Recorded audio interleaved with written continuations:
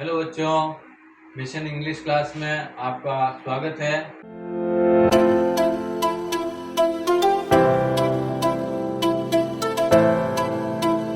अपन पढ़ रहे हैं सब्जेक्ट वर्ब एग्रीमेंट यानी सब्जेक्ट वर्ब कॉनकॉर्ड। एग्रीमेंट का जैसा कि मैंने इसके फर्स्ट वीडियो में बताया था, एग्रीमेंट का मतलब होता है समझौता। समझौता का मतलब तालमेल। तालमेल का मतलब और दूसरे शब्दों में इसको समझ सकते हैं सामंजस्य। सामंजस्य कैसे? जैसे दो व्यक्ति है, उनके यदि सेम विचार होते हैं तो वो कहीं पर भी एक दूसरे का साथ निभा सकते हैं, लंबी अवधि तक वो चल सकते हैं, उनके जो भी किए हुए काम वो सफल हो जाते हैं यदि तालमेल होता है तो। और तालमेल नहीं होता है तो उनमें खिंचाव होता है, वो गलत प्रदर्शन करते हैं, उनकी दोस्ती है, उनका साथ है जो ज़्यादा नहीं चलता है। मेरा कहने का तात्पर्य यह है कि जहाँ पर तालमेल होता है वो सफलता की श्रेणी में आते हैं, वो रिजल्ट सही देते हैं। ऐसे ही सब्जेक्ट और वर्ब में भी तालमेल होना चाहिए। इसके तालमेल में कोई बड़ी बात नहीं है। इसके तालमेल का मतलब है कि जैसा सब्जेक्ट है वैसा ही वर्ब लगना है। वैसी ही वर्ब का मतलब है, जैसे सब्जेक्ट एक वचन का है, सिंगुलर है, अकेला है, तो वर्ब भी अकेली वाली आएगी, सिंगुलर वाली आएगी। और वर्ब हेल्पिंग वर्ब और मेन वर्ब दो होती है। हेल्पिंग वर्ब भी एक वचन वाली अलग होती है, मेन वर्ब भी एक वचन वाली अलग होती है, सब्जेक्ट एक वचन के होते हैं। जो सिंपल सब्जेक्ट होते हैं जो अपन ने टेंस में पढ़े हैं उनमें तो अपने को पता चल जाता है कि ये सिंगल है और ये डबल है या डबल से ज़्यादा है, यानी सिंगुलर है या प्लूरल है। परंतु थोड़ा सा इससे अपर लेवल पर पहुंचते हैं तो बहुत सारे सब्जेक्ट ऐसे होते हैं जो अपन ने टेंस में नहीं पढ़े, वो भी सब्जेक्ट होते हैं और वो सब्जेक्ट का पता नहीं चलता है कि ये एक वचन का है एक बहुवचन का है। उसके बारे में अपन यहाँ जानकारी ले रहे हैं कि कौन से सब्जेक्ट को अपन एक वचन माने और कौन से को बहुवचन माने। इसके लिए अपन ने कम से कम इसके 10 रूल अपन ने पढ़े थे। 10 रूल में अपन ने पढ़े थे कि दो सिंगुलर नाउन यदि एंड से जुड़ी हुई होती है तो वो बहुवचन होता है। कुछ पेयर वाले शब्द है जो एंड से जुड़े हुए होने पर भी वो एक वचन होते हैं।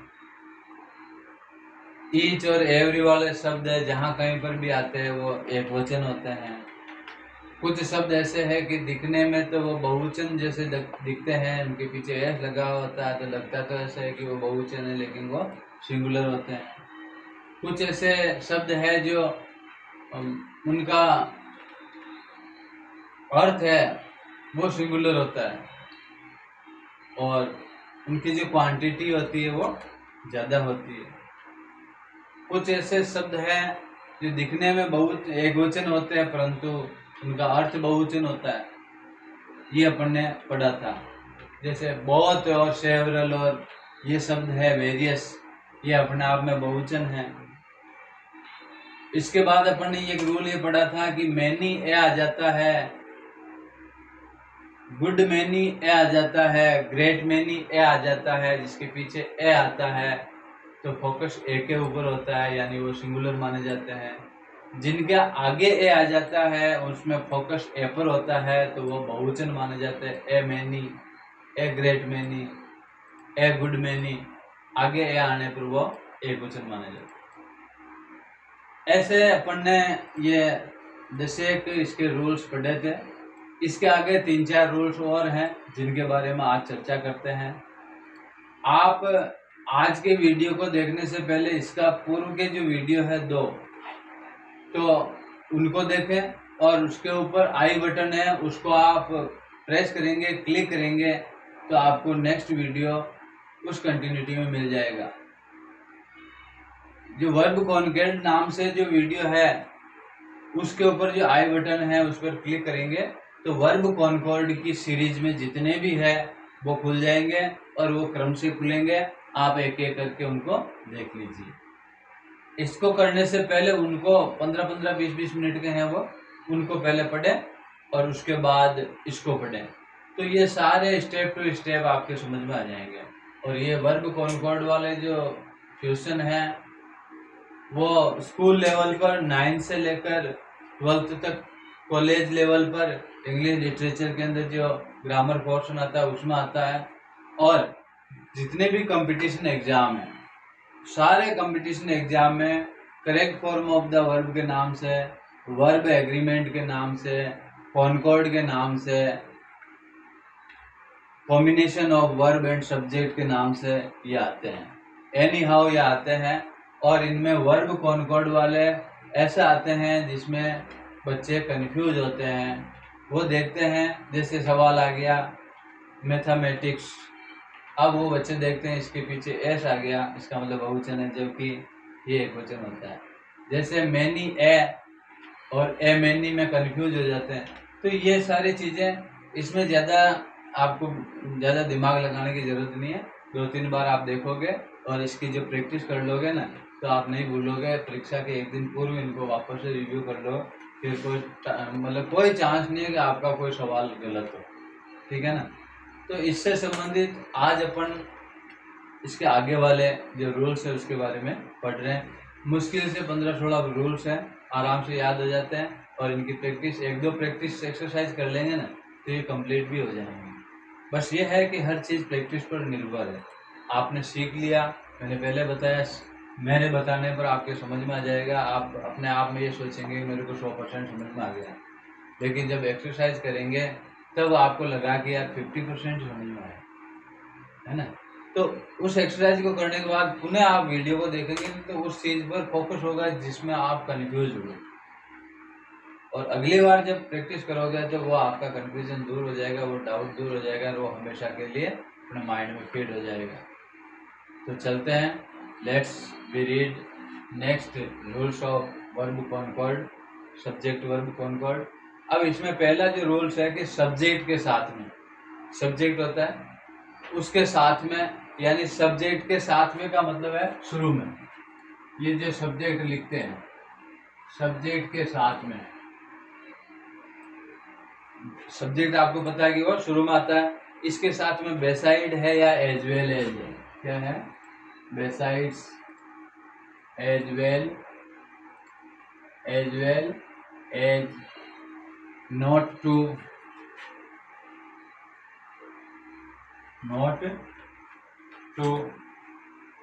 या एंड नॉट।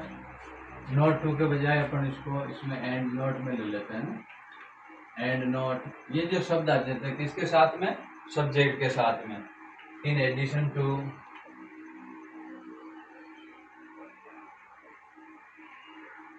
ठीक है, in addition to, like with, together with, like with,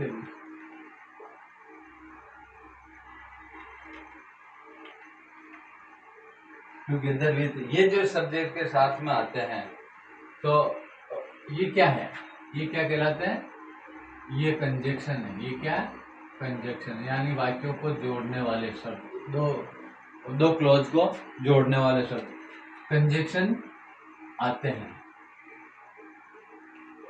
ये कंजक्शन आते हैं तो ये क्या बोलते हैं, ये सब। तो इनके पहले जो पहला वाला सब्जेक्ट आते हैं तो इनके पहले वाला, इसके बाद में सब्जेक्ट और आ जाएगा,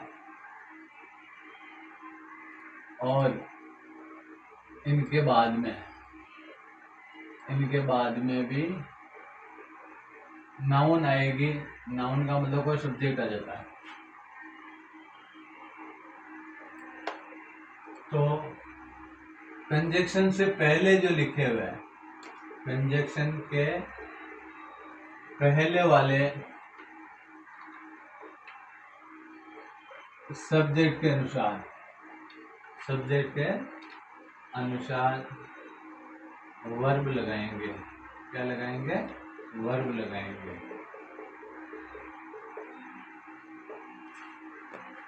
सब्जेक्ट के साथ में कोई भी सब्जेक्ट लिख दिया, ये सब्जेक्ट लिख दिया, इसके साथ में ये कंजक्शन वाले वर्ड, कौन सा, कंजक्शन वाले वर्ड, इसके बाद में वापस से सब्जेक्ट आएगा। अब यहाँ पर अपने को वर्ब भरनी है। क्या भरनी है, वर्ब, ठीक है। तो अब इसमें क्या है, ये जो कंजक्शन के बाद में जो शब्द है, चाहे ये प्लूरल आवे चाहे ये सिंगुलर है, इससे कोई लेना देना नहीं है। यहाँ जो सिंगुलर है या प्लूरल है, इसके आधार पर ये ब्रिज आएगी। ये जितने भी कंजक्शन है यहाँ आएंगे। इसके पहले सब्जेक्ट आएगा, इसके बाद में भी सब्जेक्ट, जिसको अपन नाउन कह सकते हैं ना। तो कंजक्शन के पहले सब्जेक्ट है, कंजक्शन के बाद में भी सब्जेक्ट है। कंजक्शन कौन से है? ये वाले। बिसाइड्स है, एज वेल एज है, एंड नॉट है, इन एडिशन टू है, लाइक विथ है, टुगेदर विथ है, ये आते हैं। तो आपको क्या करना है, ये जो वर्ब ब्रिज आएगी, ये वर्ब ब्रिज आएगी जो इससे कंजक्शन से पहले जो सब्जेक्ट आ रहा है उसके आधार। क्लियर है? सेंटेंस, ये सब्जेक्ट आ रहा है, सब्जेक्ट के साथ में कंजक्शन, सब्जेक्ट के साथ में ये वाले कंजक्शन आते हैं। कंजक्शन के बाद में फिर नाउन या सब्जेक्ट आ जाता है, और अपने को भरनी होती है वर्ब। तो वर्ब को भरने के लिए अपन इसको नहीं देखेंगे, ये चाहे सिंगुलर है चाहे प्लूरल, इससे कोई लेना देना नहीं। आपको कंजक्शन से पहले जो शब्द, क्योंकि इसके अंदर फोकस किसके लिए किया जाता है? इसके Ram as well as Shyam, Ram as well as Shyam is intelligent. अब इसमें क्या होता है कि बात किसकी चल रही है? राम की चल रही है। राम उतना ही होशियार है जितना श्याम है। तो अब श्याम तो है होशियार, वो तो ऑलरेडी बात हो रही है। अभी किसकी बात हो रही है? राम की। तो फोकस किस पे हो रहा है? सब्जेक्ट पर। समझा गया ना? तो इसके अंदर ये जितने भी कंजक्शन है, इसके अंदर पहले वाले सब्जेक्ट पर फोकस होता है, और उसी को उसके आगे वर्ब, उसी के अनुरूप उसकी वर्ब भरी जाती है। The president as well as the members, the president as well as members, और यहाँ आ गया हम, ठीक है। और ये भरवारा है कि हैज और हैव भरो। The president as well as, ठीक है, मेंबर्स, और खाली जगह दे दिया कि इसमें वर्ब भरनी है। अब वर्ब में कोष्टक में दे देता है या एबीसीडी में दे देता है। तो आपको इसको करने के लिए पहले देखा है कि ये कंजक्शन है, और कंजक्शन से पहले ये सब्जेक्ट है। ये क्या है? कंजक्शन है। और इसके बाद में फिर नाउन आ गई। कंजक्शन आ गया, सब्जेक्ट आ गया, नाउन आ गई। तो बात यह है कि जहाँ कंजक्शन से पहले जो सब्जेक्ट है वह उसके अनुसार। अब कंजक्शन से पहले सब्जेक्ट को देखा प्रेसिडेंट। प्रेसिडेंट सिंगुलर है या प्लूरल है? सिंगुलर है। तो सिंगुलर में कौन सी आएगी? Has. The president as well as member has come. जैसे Ram is as well as Shyam, और फिर दे दिया इंटेलिजेंट, और इसमें दे दिया कि वो एज और आर में से भरिए। तो बात यह है, ये एज वेल एज आ गया, तो इसके आधार पर वहां भरा जाएगा। ये कंजक्शन आ गया, इससे पहले सब्जेक्ट है राम, ये सिंगुलर है, तो इसके आधार पर यहाँ सिंगुलर वाली भरी जाएगी। सिंगुलर में क्या है? इज। क्लियर आ गया ना? तो ये अपना आज का पहला नंबर का ना, ये क्लियर हो जाना चाहिए कि जितने भी बिसाइड का मतलब एक तरफ, एज वेल का मतलब उतना ही जितना, यानी वैसे का वैसा, एंड नॉट और नहीं, इन एडिशन टू का मतलब के अतिरिक्त, लाइक विथ मतलब उसकी तरह या उसके जैसे, और टुगेदर विथ का मतलब उसके साथ, उसके समान। तो ये जो कंजक्शन है ये किसी सब्जेक्ट के बाद में आता है, उसके बाद में नाउन आती है। तो कंजक्शन से पहले जो सब्जेक्ट आता है वो सिंगुलर है तो वर्ब भी सिंगुलर, और वो प्लूरल है तो वर्ब भी प्लूरल। ठीक है। दूसरा जो नियम है इसका जो दूसरा नियम है कि जब किसी वाक्य में अदर और अनोदर आते हो, जब किसी वाक्य में अदर और अनोदर आते हो, क्या आते हो? अदर अनोदर आते हो। अदर और अनदर बहुत सारे वाक्यों में आते रहते हैं। तो अनदर के बाद कोई नाउन आए तो अदर के बाद प्लूरल। तो अनदर के बाद कोई नाउन आए, कोई नाउन आती है तो अदर के बाद कौन सी नाउन आएगी? और कोई नाउन आए तो वो सिंगुलर होती है। तो सिंगुलर क्या होती है? सिंगुलर। और अदर के बाद प्लूरल आएगी। क्या आएगी? प्लूरल। समझ आ गया? जब किसी वाक्य में अदर और अनदर आता है तो अदर आता है तो हमेशा प्लूरल नाउन आएगी, अनदर आता है तो हमेशा सिंगुलर नाउन आएगी। अब सिंगुलर नाउन आ रही है तो वर्ब भी सिंगुलर, और प्लूरल नाउन आ रही है तो वर्ब भी प्लूरल। अब कहने का अर्थ ये है कि अनदर आता है तो एकवचन माना जाएगा, अदर आता है तो बहुवचन माना जाएगा। जैसे सब्जेक्ट है, जैसे कोई वो है, इसका उदाहरण है, देर खाली जगह another school near the bus stand.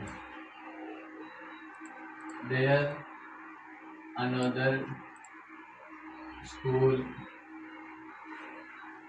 Near the bus stand.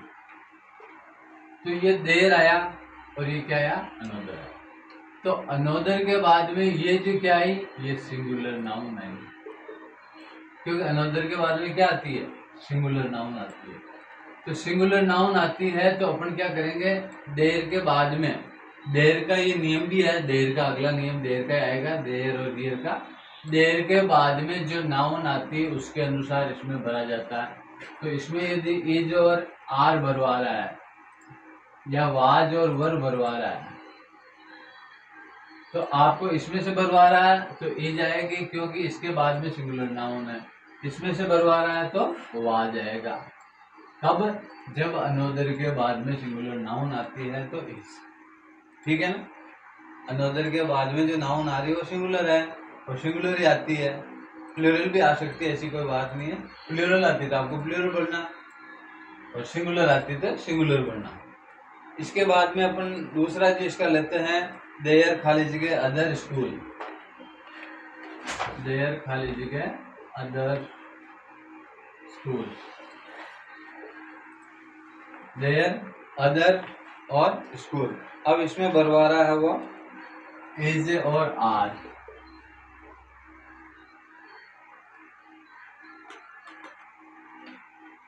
There के बाद में ये आया, खाली जगह के बाद में अदर, और अदर के बाद में हमेशा प्लूरल नाउन आती है। क्या आती है? Plural noun.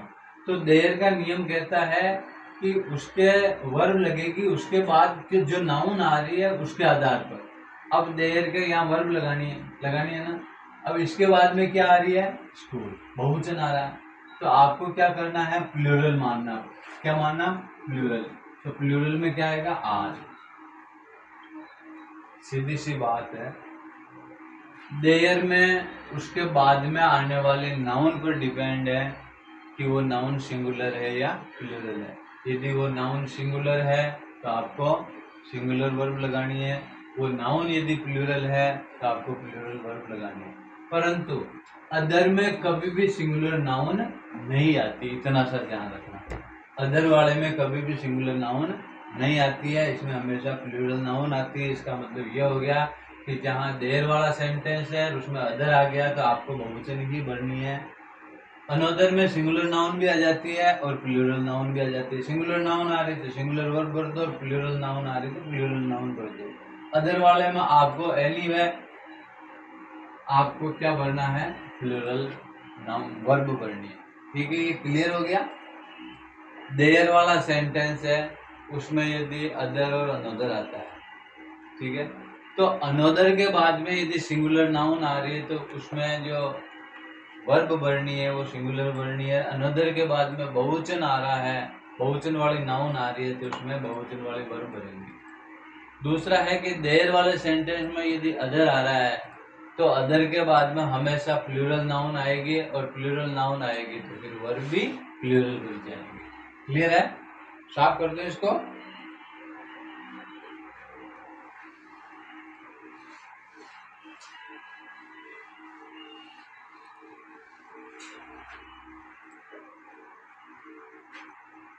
वो नियम वैसे अपन ने पढ़ लिया।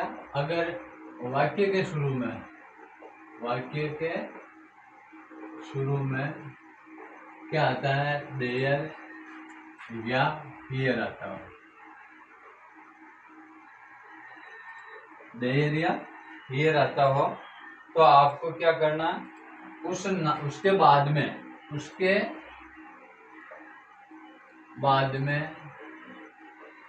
जो नाउन आती है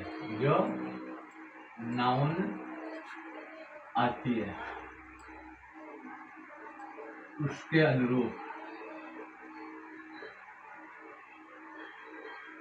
अनुरूप वर्ब भरी जाएगी। जो अपन ने इससे पहले वाले में पढ़ लिया था, सेम वही है। देर से स्टार्ट हो रहा है, फिर देर के बाद में आपको वर्ब भरवाएगा, ये देयर है, और यहाँ वर्ब भरवाएगा।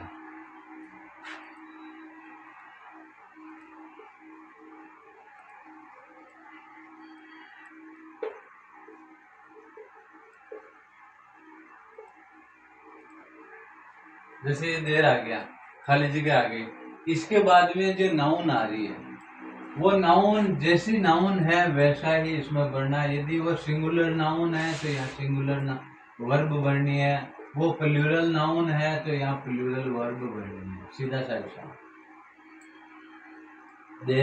देर के बाद में जैसी भी आती है, जैसे चिल्ड्रन है, प्लूरल नाउन है तो इसमें प्लूरल वाला भर देंगे आर। और यदि सिंगुलर नाउन आती है, जैसे चाइल्ड आता, मैंने नहीं आता, फिर क्या आता, चाइल्ड, तो अपन क्या करते हैं, इसमें इज भर देते हैं। क्लियर हो गए ना? यदि ये एक वचन का है तो इधर एक वचन की लगा देंगे, या बहुवचन का है तो बहुवचन की लगा देंगे।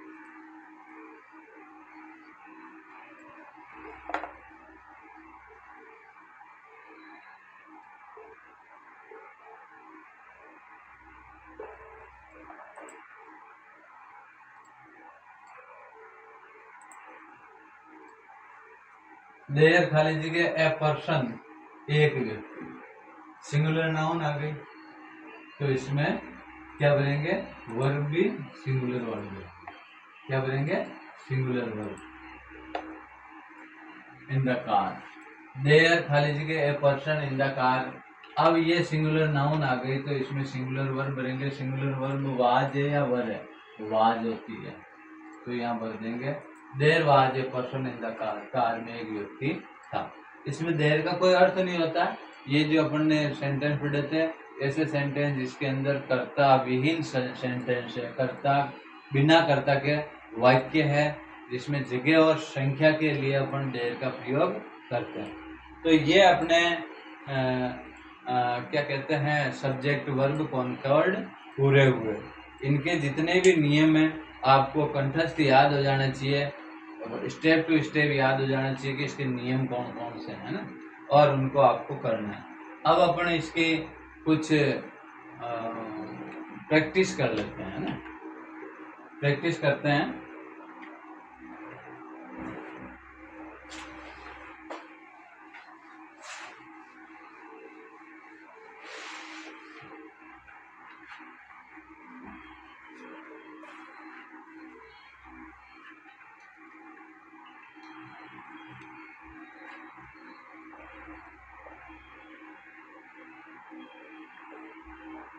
Some of the food, खाली जगह, डिलीशियस,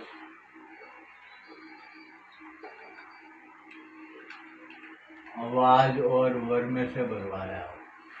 क्या वाज और वर में से भरवा रहा है। तो सम ऑफ द फूड, डिलीशियस, भोजन में से कुछ, भोजन में से कुछ, भोजन भी सिंगुलर है और भोजन में से कुछ है वो भी सिंगुलर है। अपन ने पढ़ा था पेयर वाले, दाल बाटी वाले, है ना। तो ये क्या आएगा, इसमें सिंगुलर आएगा। क्या आएगा, सिंगुलर आएगा। दूसरा वाक्य ये समझ में आ गया, क्योंकि पेयर वाला सम ऑफ द फूड का मतलब पेयर वाला सेंटेंस है, और पेयर वाले सेंटेंस एक वचन में माने जाते हैं, और इसमें एक वचन की वर्ब आएगी।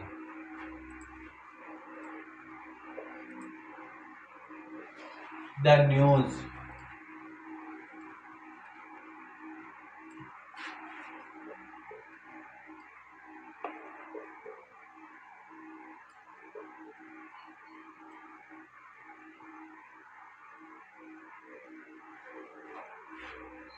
the news more and more depressing.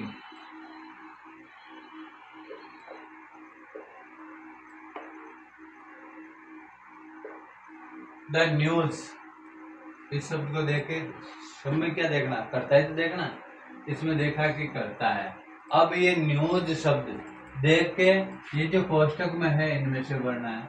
अब न्यूज शब्द एक वचन होता है, बहुवचन होता है। दिखने में तो ये लग रहा है कि इसके एस लगा हुआ ये बहुवचन है, परंतु अपन ने पढ़ा था कि कुछ शब्द दिखने में बहुवचन होते हैं परंतु वो एक होते हैं। तो इसमें सिंगुलर क्या बनेंगे, सिंगुलर सब्जेक्ट है तो इसमें सिंगुलर वर्ब भरी जाएगी। अब सिंगुलर वर्ब कौन सी, ये है या ये है? इसमें भी मैंने बताया कि सिंगुलर वो होती है जिसके साथ में एस लगा। वर्ब में ये बताया था कि वो होती है जिसके एस लगा होता है। तो अपन यहाँ क्या लिखेंगे, सीम्स। समझ आ गया, ये आएगी। तीसरा, इनको अच्छी तरह से देखिए, ये बहुत ही इम्पोर्टेंट है ना।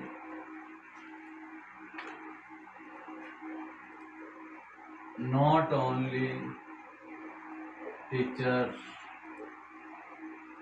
but also principal. Not only teacher but also principal। और खाली जगह दे दी और उसने कह दिया कि एज और आर में से भरिए। Not only teacher but also principal. अब इसमें अपन ने पढ़ने से पता चलेगा भी किसके ऊपर ज्यादा दबाव, न केवल अध्यापक परंतु प्रिंसिपल। तो नॉट ओनली बट आल्सो वाले में आपको पता है कि क्या किया जाता है, इसमें जो फोकस होता है किसके ऊपर होता है, नॉट ओनली बट आल्सो में बाद वाले सब्जेक्ट के अनुसार। तो इसमें बाद वाला क्या होता है, प्रिंसिपल जो अकेला है, तो इसमें इज आएगा। क्या आएगा, इज आएगा। क्योंकि नॉट ओनली न केवल टीचर परंतु प्रिंसिपल भी, तो बात किसके ऊपर आई, प्रिंसिपल पर, मतलब फोकस किसके ऊपर है, प्रिंसिपल। अब ये होता कि not only principal but also teachers, तो ऐसी स्थिति में फोकस किसके ऊपर था, टीचर्स पर। चलो इसका एक सेंटेंस बना लेते हैं, नॉट ओनली प्रिंसिपल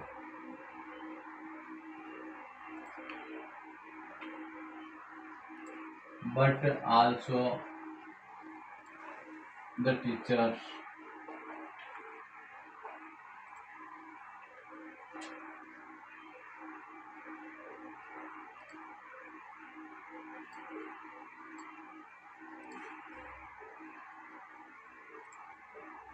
ऊपर वाले वाक्यों में देखेंगे not only the teachers but also principal, तो इसमें फोकस बट आल्सो के बाद में जो नाउन आती है उस पर दिया जाता है, उस पर फोकस होता है। ये एक वचन की है तो अपन ने एक वचन भरता है। Not only principal but also the teachers, अब फोकस उसी पर है, बट आल्सो के बाद में जो नाउन लिखी है तो बहुवचन है तो आर।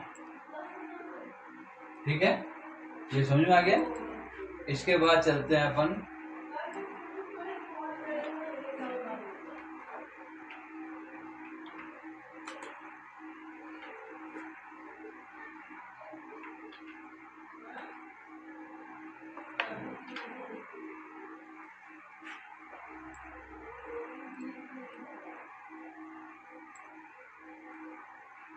द टीम, खाली जगह has have received the prize. अब इसके अंदर टीम है, अब टीम क्या है, एक इकाई है। टीम क्या है, एक इकाई है। ऐसी स्थिति में इसको एक वचन मानेंगे। The team has received the prize. ठीक है,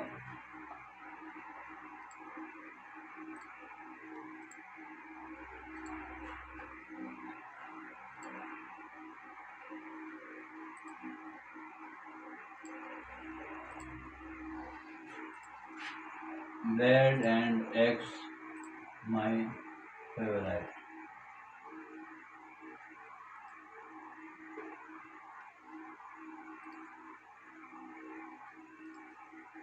bread and eggs my favourite. अब डिश को लिख दो, कुछ भी लिख दो। ब्रेड एंड एग्स, ये एंड से जुड़े हुए हैं, ये भी सिंगुलर, ये भी सिंगुलर, एंड से जुड़े हुए हैं। परंतु एंड से जुड़ने वाले दो सिंगुलर नाउन होते हैं, उसमें तो बहुवचन आता है, आता है। लेकिन ये ब्रेड एंड एग्स एक ही ग्रुप है, एक में ही, एक इकाई में बोला जाता है, इसलिए इसमें क्या आएगा? इज। क्या आएगा? इज। नेक्स्ट करते हैं।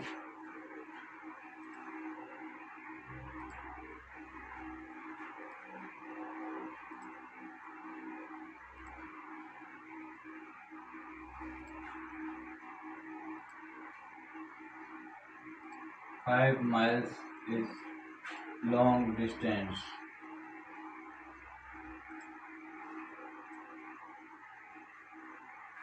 5 माइल यानी 5 मील, 5 किलोमीटर, मील long distance, 5 kilometre long distance होते हैं। बोलेंगे क्या? 5 किलोमीटर लॉन्ग डिस्टेंस होते हैं, या ऐसे बोलेंगे कि 5 किलोमीटर लंबी दूरी होती है। हिंदी में बोल के देख लो कि 5 किलोमीटर लंबी दूरी होती है बोलेंगे, या 5 किलोमीटर लंबी दूरी होते हैं। इसमें अपने को करेक्ट और इनकरेक्ट का पता चल जाएगा। होती है यानी सिंगल है, तो ये 5 मील्स क्या है? सिंगुलर है, तो क्या लगाएंगे? इस।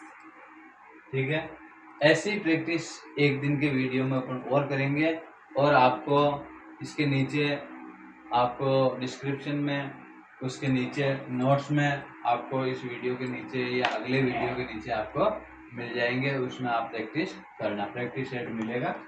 तो आज इस वीडियो को यहाँ तक ही रखते हैं, इसकी प्रैक्टिस अपन कल करेंगे। और आप भी जितने भी इसके उदाहरण हैं, ऐसे उदाहरण आप करिएगा, और फिर अपन प्रैक्टिस के अंदर, इससे पहले अपन एक टेबल बनाएंगे कि कौन कौन से शब्दों के साथ में कौन कौन सा माना जाता है, जो स्पेशल शब्द है। ठीक है, उस टेबल को अगले वीडियो में सबसे पहले रखेंगे, फिर प्रैक्टिस करेंगे। तो इन तीनों चारों वीडियो को, जो वर्ब कॉन्कॉर्ड के वीडियो है, उनको अच्छी तरह से आप देखें। 15-15, 20-20 मिनट की वीडियो है, एक बार उनको अच्छी तरह से देख लें, और फिर ये लास्ट वाला वीडियो देखें, इनके सारे नियम अच्छी तरह से देख लें। और यदि इसमें कोई डाउट या कंफ्यूजन है तो आप कमेंट में लिखें। और ये यदि पसंद आया वीडियो तो आप इसको लाइक करें, सब्सक्राइब जरूर करें, साइड में आई बटन है उसको जरूर प्रेस करें, ताकि आपको स्टेप टू स्टेप वीडियो मिलते रहेंगे। ठीक है, और इस वीडियो को आप शेयर करें, ताकि आगे से आगे ये चलता रहे और मुझे भी मोटिवेशन मिलता रहे। आपसे कोई चार्ज नहीं लिया जाएगा, ये बिल्कुल निःशुल्क है। There will not be any fees at the end, till at the end, मतलब अंत तक भी आपसे कोई इसमें न तो नोट्स के लिए कोई पैसा लिया जाएगा, बिल्कुल फ्री में नोट्स मिलेंगे। हर रोज़ प्रैक्टिस सेट अपलोड करेंगे, जब मतलब ये ग्रामर पूरी हो जाएगी तो इसके प्रैक्टिस सेट रोज़ करेंगे अपन। उससे क्या है कि आपका अपडेशन एकदम कंप्लीट हो जाएगा। कोई किसी प्रकार का चार्ज नहीं, केवल चार्ज क्या है, आपको 15-20 मिनट एक दिन का वीडियो के देने होंगे, बस यही चार्ज है, अंतिम चार्ज यही है। ऐसा कोई चार्ज नहीं लिया जाएगा। आप तो इनको बार बार देखिए, कोई डाउट्स आता है तो उसको मुझे कमेंट में डालिए। Okay, thank you.